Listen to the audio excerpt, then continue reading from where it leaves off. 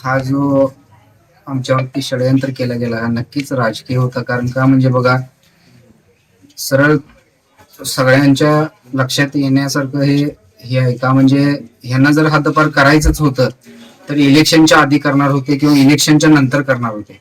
करण्यासारखं तर काहीच नाही आहे. माझ्यावरती एक सुद्धा गुन्हा नाही.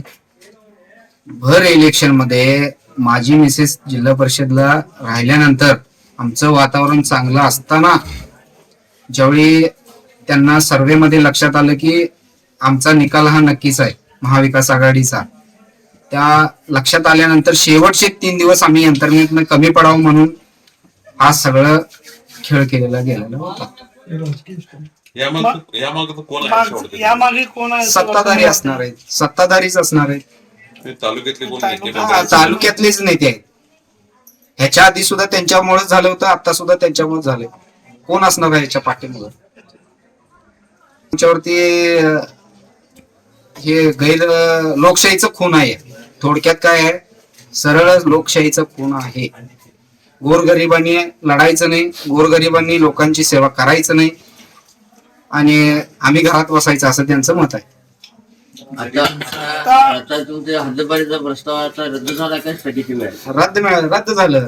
काहीच तथ्य नाही, त्याच्यामुळे रद्द झालं. आम्ही खरं होतो म्हणून रद्द तुम्ही झालं. आता हे हद्दपार झाल्यानंतर तुम्ही कोणाकडे मागणी केली आणि कशा पद्धतीने ते प्रोसेस झालं थोडक्यात? हे बघा, जेवढे हद्दपारीचं प्रस्ताव आमच्यावरती कुरुंदवाड पोलीस स्टेशन मधनं आता जे साहेब आहेत त्यांनी केलेले नाही.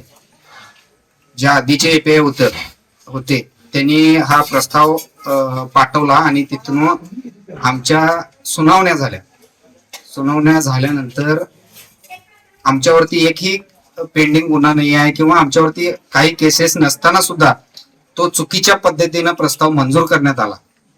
त्याच्यानंतर आम्ही अपील ह्याला केला, आयुक्त पुन्हा कार्यालयाला, आणि तिथं आम्हाला स्थगिती मिळाली होती. स्थगिती मिळाल्यानंतर परत हे खेळ सगळं इलेक्शन मध्ये यांनी लोकांनी काढलं.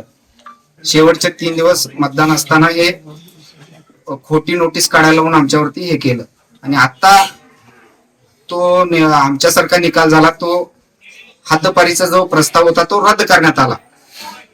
कुठल्या कोर्टाचा निकाल झाला? आयुक्तांचा. आयुक्तांचं मी या ठिकाणी आभार मानतो, का म्हणजे त्यांनी खऱ्याला न्याय दिले, गोरगरिबाला न्याय दिले. आता पुढची भूमिका काय? आता पुढची भूमिका काय नाही. आम्ही आता जे आम्ही लोकांच्या संपर्कात होतो आणि ज्या 8,500 लोकांनी आम्हाला निवडलेलं आहे त्यांच्या सेवेसाठी आम्ही कायम तत्पर राहू.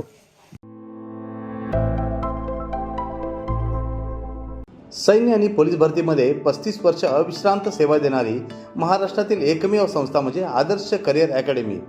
तब्बल 22,000हून अधिक यशस्वी विद्यार्थी, इयत्ता 8वी ते 12वीसाठी विशेष तयारी वर्ग, स्वतंत्र अभ्यासिका, अनुभवी शिक्षक, मुलींसाठी स्वतंत्र राहण्याची सोय. प्रवेशासाठी संपर्क आदर्श करिअर अकॅडमी, बहादूरवाडी, तालुका वाळवा, जिल्हा सांगली. मोबाईल क्रमांक 915866 8989 आणि 9960 888833.